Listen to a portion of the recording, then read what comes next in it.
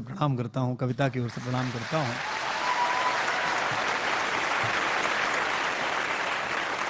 सारे देश के और दुनिया के अलग अलग नगरों में भाषण देते समय, बोलते समय, काव्य पाठ करते समय मैं यह वास्तु मानता हूं कि उस जगह में जो कुछ हुआ है उसका इतिहास आपके साथ साथ चलता है। जबलपुर किसी भी चेतना संपन्न व्यक्ति के लिए तीर्थ की तरह है। हिंदी का व्यक्ति होने के नाते, भाषा का व्यक्ति होने के नाते मेरे लिए जबलपुर पुण्य क्षेत्र है, जहां सेठ गोविंदास जैसा महनीय नाटककार हुआ, जहां हरिशंकर परसाई जैसी बड़ी विभूति हुई। एक बड़ी परंपरा जबलपुर की है।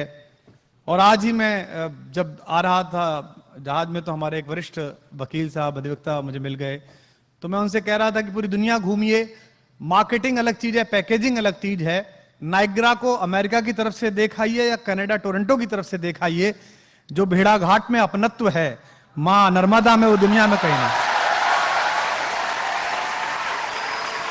आपको लगता है कि संगमरमर की चट्टानें आपसे बात करती हैं, आपको लगता है कि वहां जो माझी है, जो आपका मल्लाह है, वो आपसे जिस मनहर जबलपुरी भाषा में बात करता है, वो भाषा का लालित्य, वो लय, वो लास्य बहुत मुश्किल है। मेरे लिए जबलपुर निजी रूप से बहुत ही महत्वपूर्ण जगह है। कवि सम्मेलन के शुरुआती दौर में जब मैं स्वयं ग्रेजुएशन में पढ़ता था और इंजीनियरिंग से मोहभंग के बाद स्वयं के अस्तित्व से जूझ रहा था, उस समय पहली बार यहां एक, मुझे अब हो गया होगा 2 सितंबर को इस साल मुझे कवि सम्मेलन के मंच पर 30 वर्ष हो जाएंगे। 30 साल से मैं मंच पर हूं। मैं 17 वर्ष की आयु में ग्रेजुएशन के पहले साल में मंच पर चला गया था, और ग्रेजुएशन के पहले साल में ही जबलपुर में मुझे तमराई चौक पर एक कवि सम्मेलन हुआ था, मुझे याद है आज भी। उसमें मैं था और उस समय के हिंदी के सारे बड़े तोप जितने भी हुआ करते थे, शैल चतुर्वेदी हों और भुल्लड़ मुरादाबादी हों, सब लोग थे। और एक छोटे से कृषकाय युवक को, अभी भी मेरी काया कोई विशाल और विशद नहीं है, तब तो और ही छोटा था मैं, तो बहुत मन से सुना था और आत्मविश्वास मुझे मिला इस जगह से। हमारे छोटे भाई बहन इस परिसर में हैं, हमारे अध्यापकगण जो पढ़ा रहे हैं वो इस परिसर में हैं, नगर के महनीय लोग हैं, नगर की प्रथम नागरिक की उपस्थिति है। मैं सबके प्रति कृतज्ञता बोध के साथ कहना चाहता हूं कि पिछले 70 वर्षों में हमारी शिक्षा परंपरा का, हमारी संस्कृति की परंपरा का जितना लोप हुआ है, उतना हिंदुस्तान के किसी वैचारिक आक्रमण में भी नहीं हुआ। भारत के ऊपर इतने आक्रमण हुए हैं कि मैं कई बार गिनतियां करता हूं तो इस हथेली पर ये उंगलियां कम पड़ जाती हैं।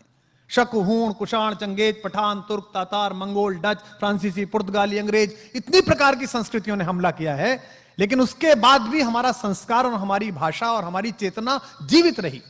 लेकिन पिछले 70 वर्षों में ये जो एक हमारे यहां तदर्थवाद चला कि आजादी लाइए, आजादी लाइए, आजादी लाइए, अच्छा आजादी की लड़ाई लड़ते हैं, आपने भी बहुत लड़ी, यहां पे भी लड़ी गई, जबलपुर में भी लड़ी गई, इसके बाद शिक्षा का क्या करेंगे, आजादी आ जाए फिर सोच लेंगे। जिस जरीब में अब्दुल रहीम खान खाना अकबर के समय में इस देश को नाप गए, बीघा, बिस्वा, आज भी वही चल रहा है। यानी कि पूरी दुनिया में राज करने वाले हिंदुस्तानी, पेंटागन चलाने वाले हिंदुस्तानी, अमेरिका के राष्ट्रपति के 18 डॉक्टर्स की टीम में 13 भारतीय बेटे बेटियां, माइक्रोसॉफ्ट चलाने वाले हिंदुस्तानी अपना देश नहीं चला पाए।